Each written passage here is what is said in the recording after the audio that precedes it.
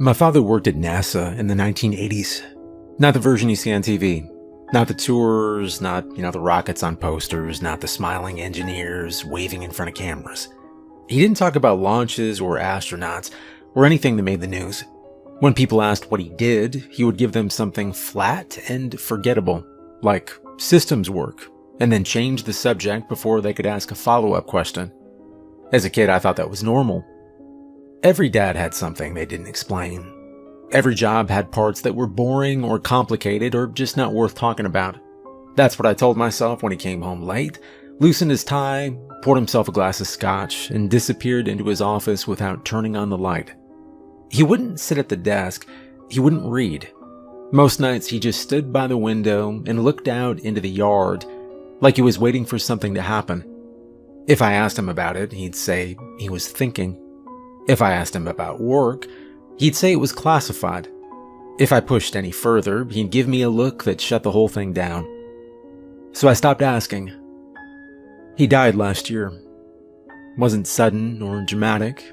He got sick, went through the whole routine, and then one day there wasn't anything left for the doctors to do. The hospital called me early in the morning, and by the time I got there, he was already gone. They handed me a small plastic bag with his watch and his wallet and told me where to sign. The funeral was small, few relatives, a couple old co-workers who didn't say much, and one man I didn't recognize who stood in the back the entire time and left before anyone could talk to him. Nobody told stories about NASA. Nobody mentioned anything specific. It was all careful, polite, and empty. A week later, I got a call about his storage unit. It was just outside of town, one of those long rows of metal doors with gravel between them and a keypad at the gate. I had to show ID and sign a form before they gave me the unit number and a temporary code. The manager told me my father had kept it for years, always paid on time, never missed a month. Inside, there were boxes. Not junk, not random clutter. Everything was organized in a way that made it clear he expected someone to go through it eventually. There were labeled containers stacked against the walls, old file cabinets with locks still on them, and a folding table in the center with a single cardboard box set on top like it had been placed there on purpose. I started with the obvious things. Old photos, manuals, a couple of cassette tapes and plastic cases, notebooks filled with tight, controlled handwriting, a NASA badge sealed in a plastic sleeve, the kind with his picture on it and a barcode underneath. I flipped through a few pages of one notebook, and I realized quickly that most of it wouldn't make sense without context I didn't have. The cardboard box on the table was different. Wasn't labeled, wasn't taped shut. When I lifted the lid, there was almost nothing inside. Just a thin folder. Plain. No markings on the front, no date, no signature. I sat down in the metal chair he'd left in the unit, and I opened it. Inside was a single sheet of paper. Typed, clean, no letterhead, no logo. At the top, in small font, it said, Facility Conduct Notes. Internal. That was it. No explanation or introduction, no indication of who wrote it or why. Below that was a list. 6 entries, short, direct, no extra words. They weren't labeled as strange or unusual or classified. There was nothing about them that tried to draw attention to themselves. If anything, they looked like the kind of thing you'd hand to a new employee on their first day and expect them to skim once before totally forgetting. But as I read them, sitting there in that storage unit with the door half open and the sound of traffic somewhere in the distance, it became very clear that they weren't normal rules. They were specific in a way that didn't leave room for interpretation. They were written like someone had already seen what happened when you ignored them, and they were the only thing in that entire unit that felt like they weren't meant to be shared. I read them twice, then a third time. By the fourth, I'd already started thinking of them as something else entirely. Not conduct notes or guidelines, just rules. 6 strange rules my father had kept for decades without ever mentioning them out loud. I stared at the first one for a long time before I realized I was holding my breath. And then I set the folder down on the table, leaned back in the chair, and read it again. Rule 1. Never talk about Roswell. The first time I heard the word, I was 12 years old and sitting cross-legged on the carpet in our living room with the TV turned up louder than it should have been. It was one of those late-night specials. Grainy footage, dramatic music, men in suits talking about debris fields, and the government cover stories. They kept cutting to the same black and white photos of a ranch in Roswell, pointing at scattered material in the dirt, like it was supposed to mean something by itself. I didn't understand most of it. I just knew it felt important. They said it happened in the summer of 1947. A rancher found debris. The military showed up. They told everyone it was a weather balloon, and that was supposed to be the end of it. But then people kept talking. Pieces didn't add up. Reports changed. The story stuck around long enough to turn into something bigger than the original event. I remember leaning forward, trying to catch every word. And then my father walked in. He didn't raise his voice, didn't ask what I was watching. He just stepped past the couch, picked up the remote, and turned the TV off in the middle of a sentence. The room went quiet fast enough that it felt like something had been cut loose. I looked up at him. "Hey," I started, more annoyed than anything. He didn't look at me right away. He stood there for a second, staring at the blank screen, like he was making sure it stayed off. Then he said, "You don't need to watch that." "It's just a documentary," I said. "It's about Roswell." And that was the first time I saw the expression he got whenever something crossed a line I didn't understand yet. Not anger, not exactly. More like something had shifted underneath him. He turned his head slowly and looked down at me. "You don't talk about Roswell unless you're being paid to lie about it." I remember sitting there for a second, waiting for him to explain that. He didn't. He handed me the remote, walked out of the room, and that was the end of it. At the time, I thought it was just another one of his rules, something arbitrary, something strict for no clear reason, the kind of thing you argue about when you're a kid and then forget about later. But I didn't forget it, and it wasn't the last time he reacted that way. A few years later, I was in the garage while he was working on something at the bench. The radio was on low, tuned to a talk station that drifted in and out between static. Something on the air started talking about recovered debris, about how it had been transported out of New Mexico and moved to Wright-Patterson Air Force Base under heavy guard. I didn't even think about it when I said it. "Is that where they took the Roswell stuff?" The sound of the wrench in his hand stopped immediately. He didn't look up at first. He set the tool down on the bench very carefully, wiped his hands on a rag, and then turned toward me. "Where'd you hear that?" he asked. "On TV," I said. "A while ago." He held my eyes for a few seconds longer than normal, and then he reached over and turned the radio off. The silence in the garage felt heavier than it should have. "You don't say that name casually," he said. "It's just a place," I said. "No. It's a problem," he replied. And that was the first time he expanded on it at all, and even then it wasn't much.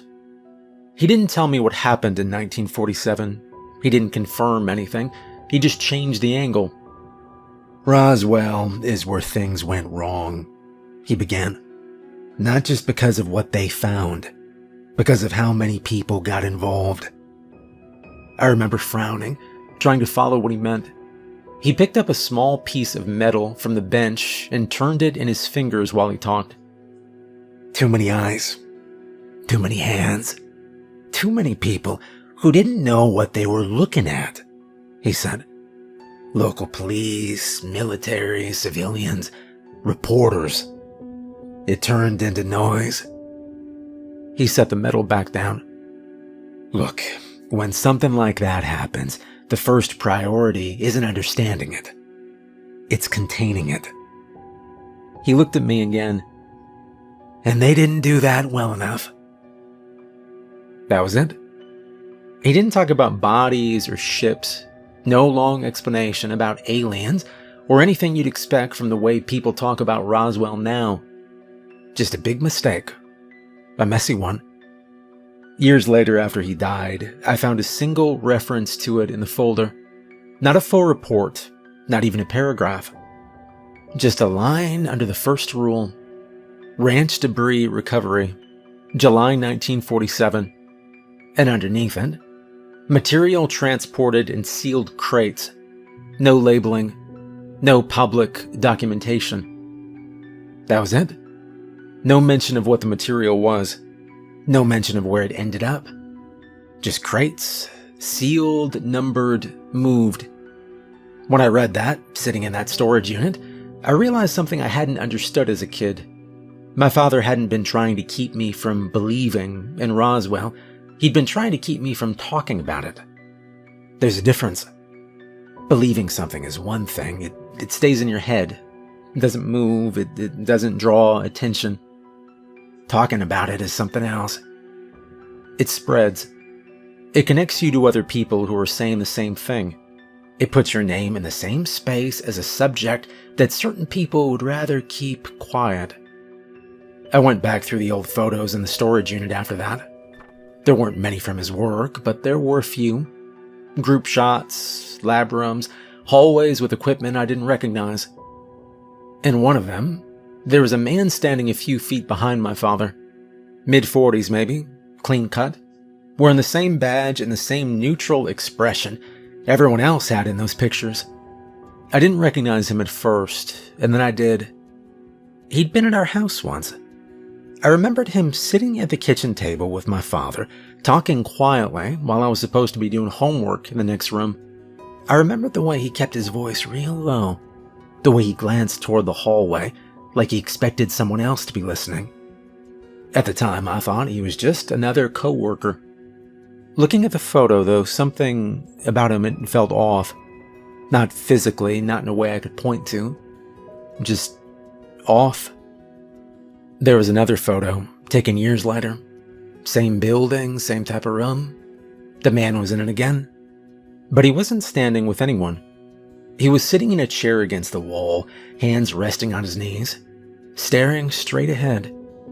Everyone else in the photo was mid-conversation, looking at each other, moving naturally. He wasn't. I stared at that second photo a long time, and then I put it back in the box. I don't know what happened to him. I don't know if it had anything to do with Roswell. But I do know one thing my father made very clear. Some things aren't just dangerous because they exist. They're also dangerous because of what happens when people start talking about them. Rule 2. If you see green slugs in the break room, never use salt. I didn't understand that one at all when I first read it. The first rule at least had a name I recognized, pointed somewhere real. This one didn't. It sounded like a joke someone slipped into a serious document to see if anyone was paying attention. I almost skipped it. And then I noticed the pages behind it. They weren't part of the typed sheet. Different paper, different ink. Some were photocopies. Some looked like originals. They'd been tucked into the folder in a way that made it clear they belonged with that line. I set the typed sheet aside, and I pulled the first one out. It was a photograph. Not a dramatic one. No flashing lights or men in suits. No sense that anything unusual was happening at first glance. Looked like a normal employee break room. Long counter, sink, a coffee machine that'd probably been there too long, a vending machine pushed into the corner, plastic chairs stacked against the wall. The kind of room nobody thinks about. And then I looked closer at the floor. There was something on the tile near the base of the vending machine. At first I thought it was a stain, or maybe a piece of trash that'd been kicked under there. It wasn't. It had shape. A thick, rounded body, maybe 6 or 7 inches long, tapering slightly at one end. The surface looked wet, but not reflective like water.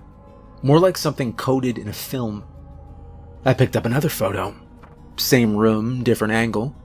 There were more of them now. 3, maybe 4, moving away from the machine and out into the open floor. You could see the trails behind them, thin, dark lines that curved slightly as they moved, like they weren't going in straight paths. They weren't random shapes. They were slugs. Green ones. I flipped to the next page. This one wasn't a photo. Typed, single paragraph, no header. Observed in employee break room. Movement slow but consistent. Avoid physical contact. Do not introduce foreign substances. That last line was underlined. I went back to the type sheet and read the rule again. If you see green slugs in the break room, never use salt. I felt something settle in my stomach when I connected the two. The next document was a report. Not long, maybe half a page, had a date on it, but no names. Incident occurred during standard cleaning rotation. Custodial staff member identified unknown organisms near vending unit. Attempted removal using available materials. I kept reading. Sodium chloride applied directly to specimen. Immediate reaction observed. There was a gap in the text there, like something had been removed or blacked out before it had been copied. Then it continued. Containment protocols initiated. Area sealed. Personnel cleared. Follow-up required. That was it. No description of the reaction, no explanation of what containment meant. Just the fact that something happened the moment salt touched one of those things. I went back to the photos and looked at them again. Slower this time. In the first one, the slug was near the vending machine. In the second, there were more of them, further out into the room. In the third, I noticed something I hadn't seen before. On the counter, just above where the floor met the cabinets, there were small white packets. Salt packets. One of them was torn open. The next page in the folder was different. Handwriting. My father's handwriting. They are not reacting the way anything here should react. The sentence was written once, then repeated below, slightly darker, like he'd pressed harder the second time. They are not reacting the way anything here should react. Under that, another line. Salt does not neutralize them, it triggers them. I sat back in the chair, and I looked at the stack of papers in my hands. There was another photo behind the handwritten page. This one was harder to look at. Same room, same angle as before, but something had changed. The floor wasn't clean anymore. There were streaks across the tile, not just the thin trails from before. Thicker, uneven, like something had spread and then been pushed or dragged. Near the center of the frame, one of the slugs was visible again, except it wasn't the same shape. It had opened. Not split cleanly, not cut. Opened. The surface had peeled back in places, exposing something underneath that didn't match the outer layer. The color was different, darker, and there were small movements inside it that didn't line up with the way a slug should move. I didn't know what I was looking at, but I knew it wasn't something that had died. It looked like something that had been forced into a different state. There was a final note clipped to the back of the photo, typed again, short. Do not attempt removal with common agents. Do not escalate without clearance. Do not improvise. 3 lines, 3 warnings. None of them said what would happen if you ignored them. I thought about the break room again, about how normal it looked in that first photo, how easy it would be for someone to walk in, see something on the floor, and reach for whatever was closest. Maybe salt is the first thing some people think of. It's simple, immediate, something everybody understands. That's probably what the man in the report thought too. Just pour it on, watch it shrivel up, clean it off, and move on. Instead, whatever those things were, they reacted. Not by dying, but by changing. Rule 3. Do not ask about missing scientists. That one didn't come with photos. No diagrams, no reports with redacted sections, no images that forced you to sit there and study them until something clicked into place. Just paper, type sheets, lists, memos, and a pattern that didn't make sense until you stopped trying to explain it and just looked at what was actually there. The first document behind the rule was a personnel summary. Looked like something pulled straight out of an internal system. Clean formatting, columns, dates, department codes, names listed one after another with their roles beside them. Propulsion, materials, communications, theoretical modeling. Locations scattered across different facilities. Nothing unusual at first, and then I noticed the gaps. They weren't obvious unless you were looking for them. The names didn't stop abruptly. There weren't any big empty sections. It was subtler than that. Every few entries, there was a line that looked slightly off. A position listed, but no current assignment. A transfer note with no destination. A termination entry without a reason. I flipped to the next page. Same format, different department. Same pattern. Names that simply ended. No exit interview. No relocation address. No follow-up documentation. Just a clean break in the record. The next sheet was a memo. Short, internal tone. No signature. All personnel inquiries regarding reassigned or unavailable staff are to be directed through supervisory channels only. Do not seek clarification outside of assigned reporting structure. It didn't sound like a warning, it sounded like policy. I kept reading. Another page, another list. This one had locations attached to their names. Huntsville, Houston, White Sands, Greenbelt. Different facilities, different specialties, different teams. Same result. At some point, each of those names stopped appearing anywhere else in the file. Not transferred or promoted, not reassigned in a way that left a trace. Just gone from the system. There was a handwritten note tucked between two of the pages, my father's handwriting again. People don't disappear at that level without paperwork. Underneath it, if there's no paperwork, it's deliberate. I sat there for a minute, turning that over in my head. I've worked normal jobs. I know how hard it is to get anything processed cleanly. Promotions get delayed, transfers get logged wrong. People leave and their information lingers in the system for months before nobody closes it out properly. Nothing is clean or immediate, but these were clean. Too clean. Every one of those entries ended in a way that removed the person without leaving anything behind to follow. The next document was different. Not a list or a transcript or part of one. It read like a recorded conversation that had been typed out afterward. 2 speakers, no names given, just labels. Supervisor. You can't keep asking me that. Employee. I'm not asking anything complicated, I just want to know where he went. Supervisor. That is not your concern. Employee. He was on my team. Supervisor.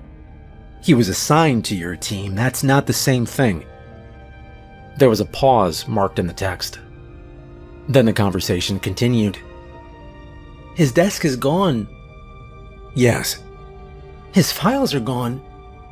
Yes, they are. His wife called me.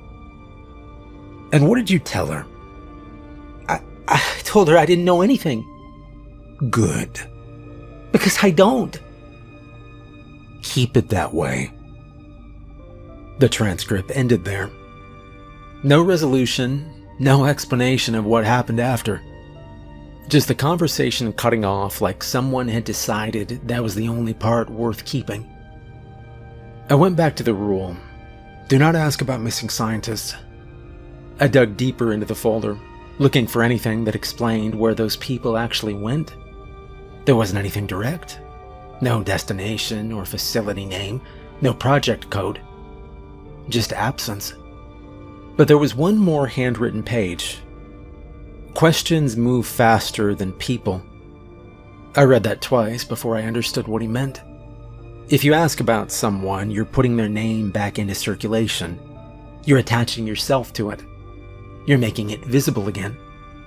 And if something or someone is managing those disappearances, then visibility is the one thing you don't want. Under that line, there was one more sentence. At that level, asking is the same as volunteering. That was the closest thing to an explanation in the entire section.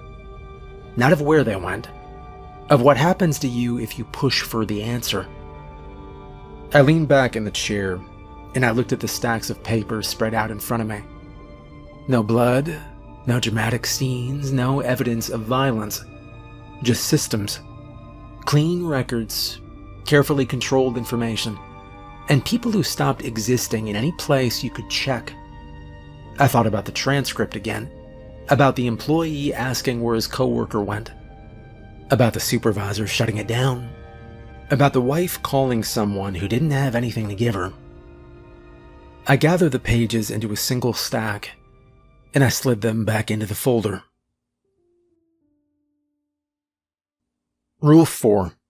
If a government official demands answers, pretend you're complying. The documents here felt routine. Schedules, visit logs, a checklist that looked like it'd been copied and reused more than once. At the top of the first page was a date and a note.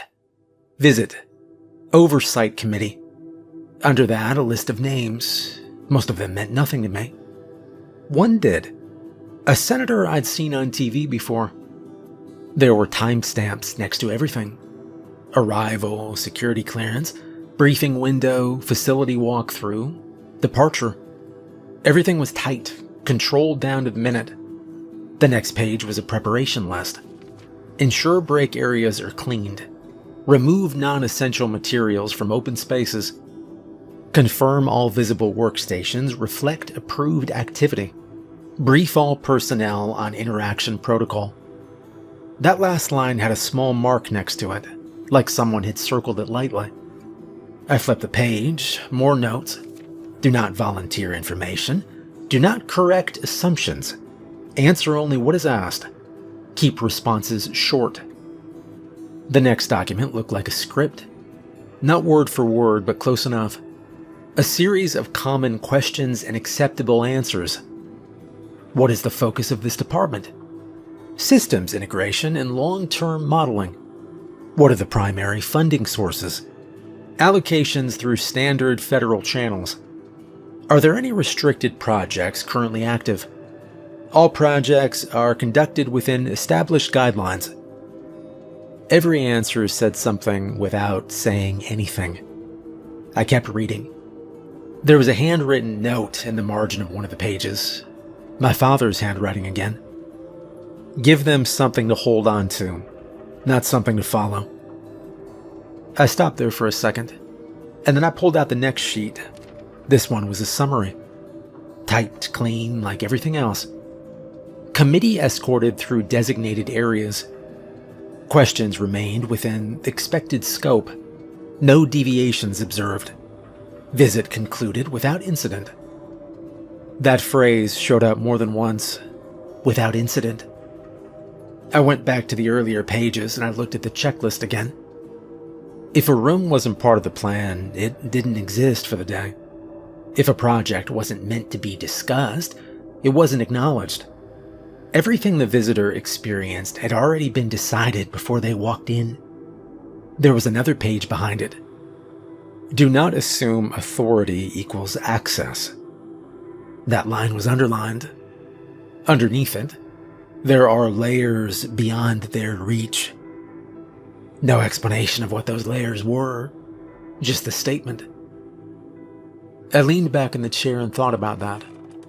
From the outside, it's easy to assume that someone with enough rank can go anywhere, see anything, demand whatever they want.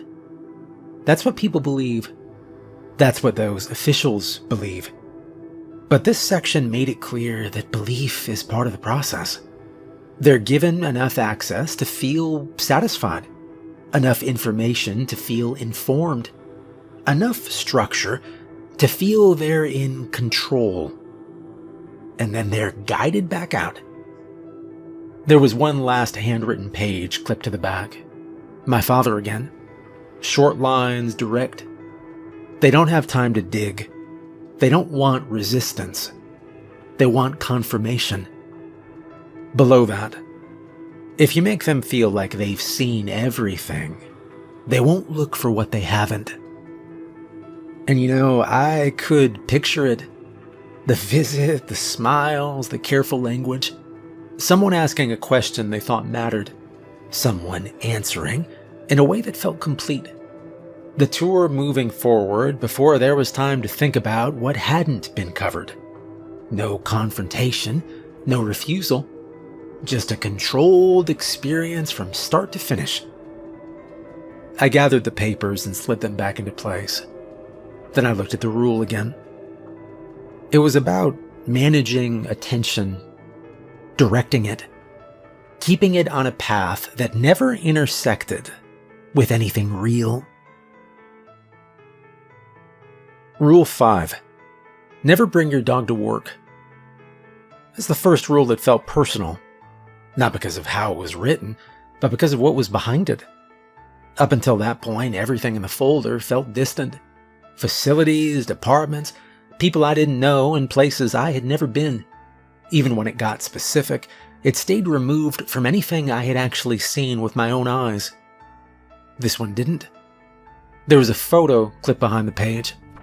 It wasn't from a lab or a hallway or any kind of controlled space.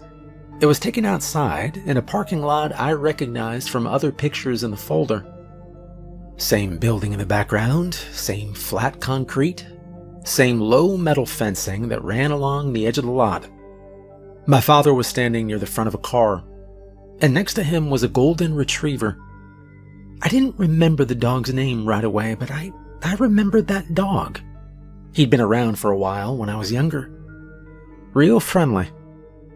He would follow people from room to room, rest his head on your knee if you were sitting down, and stay close even if nobody was paying attention to him. Wasn't anything unusual about him, and that was part of why the photo stood out. I pulled out the next page. Just a short write-up, neutral tone, no names. Animal brought on site during off-hours access. Behavior normal until entry into lower corridor. I read that again. Lower corridor. That wasn't a phrase I'd seen anywhere else in the folder. I kept going. No visible stimulus present. No audible trigger identified. Behavior changed abruptly. Animal refused to proceed. I sat there for a minute looking at that sentence. Refused to proceed. Not attacked, not reacted violently. Just stopped. The next page was another photo, inside the building this time. A hallway, narrow, plain walls, the kind of space you pass through without noticing anything about it. There was a door at the end of it, no window, no label I could read from the angle the picture was taken. The dog was in the frame, low to the ground, not lying down, not sitting, pressed back slightly, like it shifted its weight away from something in front of it. My father was standing just behind him, one hand holding the leash loosely, like he hadn't expected to need to pull. There was nothing else in the hallway. I looked at the next page. Handler attempted to guide animal forward. Resistance increased. Another short gap. No physical obstruction present. Then, access point not engaged. Door remained closed. I went back to the photo, and I studied the door again. Didn't look different from any other door in the building. No markings or warning signs. Just a closed door at the end of a quiet hallway. The next sheet was longer, but the tone stayed the same. Animal exhibited signs of distress in proximity to secured area. No prior behavioral issues recorded. No environmental factors identified that would account for response. That meant they'd looked They checked for something that would make sense. Smell, sound, temperature. Anything that would explain why a dog that had never shown any kind of fear before would suddenly refuse to move. They didn't find anything. The last line on the page was the simplest: animal removed from sight. That was it. No follow-up or explanation. No conclusion about what caused the reaction. I sat there and thought about the dog for a while. Tried to remember anything about him that stood out when I was a kid. There wasn't much. He'd been normal. Just a normal dog in a normal hallway, refusing to move towards something that no one else could see. Rule 6. Never let your child out alone after dark. When I first read it, it didn't feel connected to anything else in the folder. The other rules pointed to specific places, rooms, facilities, systems that operated behind locked doors and restricted access. This one didn't. It sounded like something any parent might say without thinking twice. Stay close to the house. Don't wander off. Be careful at night. Basic, almost obvious. But there were more pages behind it. Not reports this time, not internal documents. Clippings, printouts, notes. The first one was a photocopy of a newspaper article. Small town layout, thin columns, grainy photo at the top of a wooded area with a search team standing near the edge of a trail. Missing child, search continues. The location was listed as Coconino County. The date was from the late 1980s. According to the article, the boy had been playing near the tree line behind his house just before sunset. His parents lost sight of him for less than 5 minutes, and that was enough. Search teams found footprints leading away from the yard and into the trees. They stopped abruptly. No signs of struggle, no broken branches, no drag marks. Just an end point. I flipped to the next page, another article. Different state. Baxter State Park. Hiker reported missing. Not a child this time, but the details felt the same. Last seen near dusk. Separated from a group by a short distance. Trail was well marked. Weather was clear. Search teams found his pack sitting upright near a bend in the trail. Nothing else? Now, the next page wasn't an article. It was a printed transcript from a radio show. Coast to Coast AM with Art Bell. Art was interviewing Linda Moulton Howe. I recognize the names because my father used to listen to those broadcasts late at night. The volume low, the room dark, except for the glow from his desk lamp. At the time, I thought it was just background noise. Now, though, I read the transcript differently. They were talking about cattle. Not missing, found.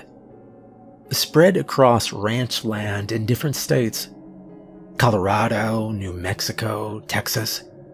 The pattern was consistent. Animals discovered in open fields, sometimes within sight of fences or nearby roads. No signs of struggle. No tracks leading to or from the body. Precise removals of tissue. No blood on the ground. The kind of details that sound exaggerated until you realize just how often they repeat.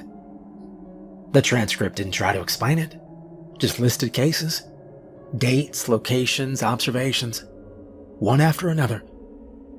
The next sheet was my father's notes, not organized into paragraphs, just lines written one after the other. Not random. Distance from structures matters. Edge of property, not center. Near tree line, not open field. I read those a few times. They weren't guesses, they were observations. He had been tracking this. Not as a hobby. As something that connected to what he'd seen or been told. There was another article.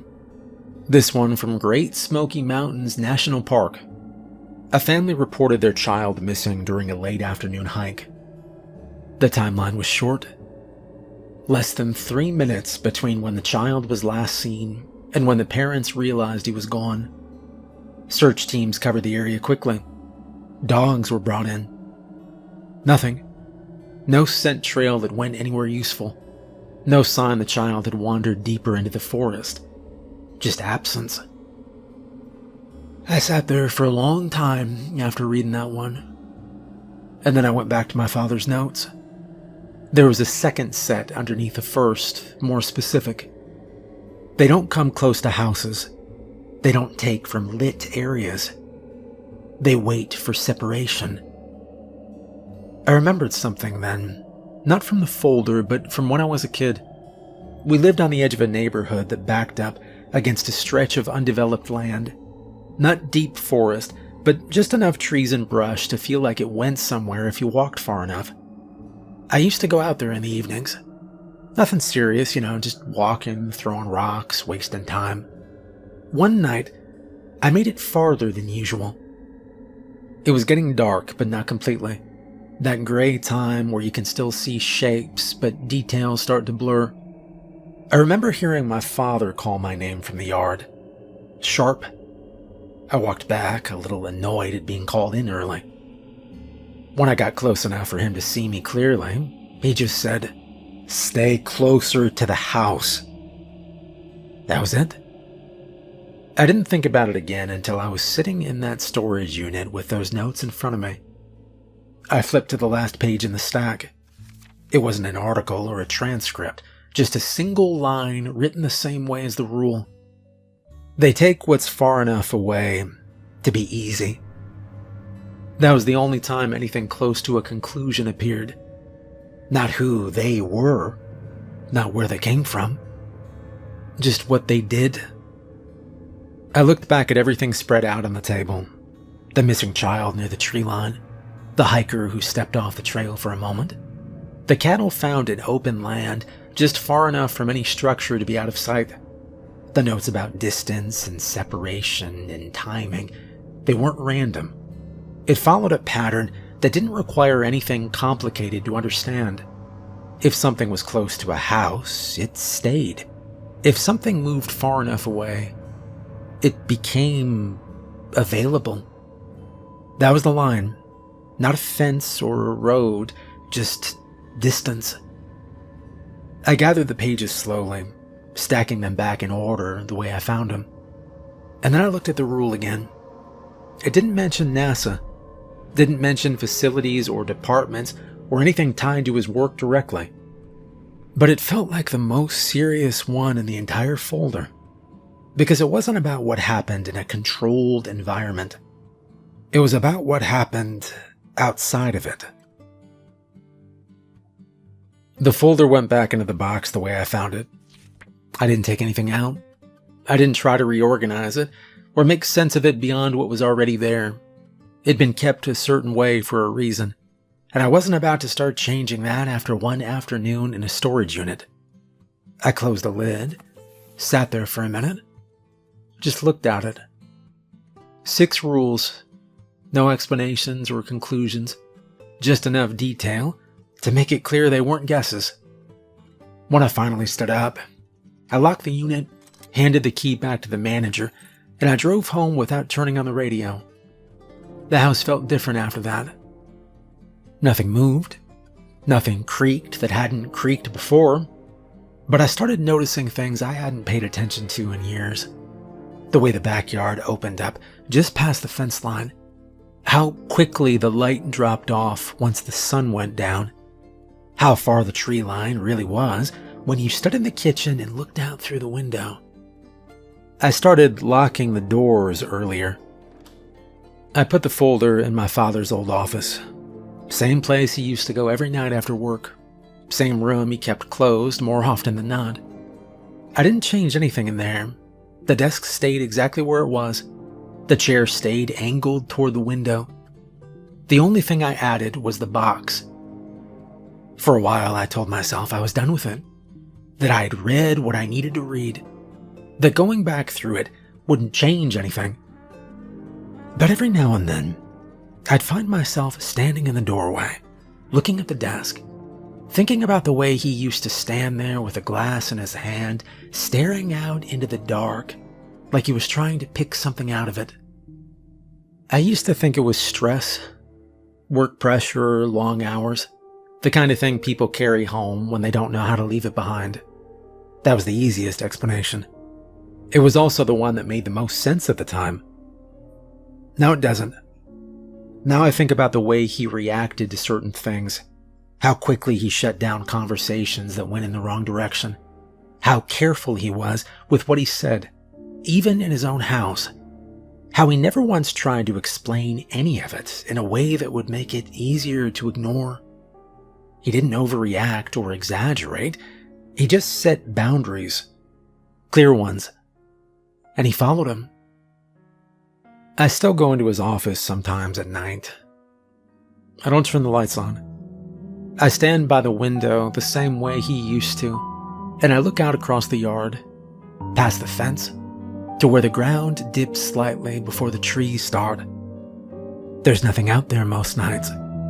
Just shadows and the outline of branches moving when the wind picks up. Looks empty. It always did. I used to think my father spent his whole life standing there because something in him was off, because he couldn't let go of whatever he dealt with at work. Now I understand better. He wasn't looking at nothing out there. He was keeping watch.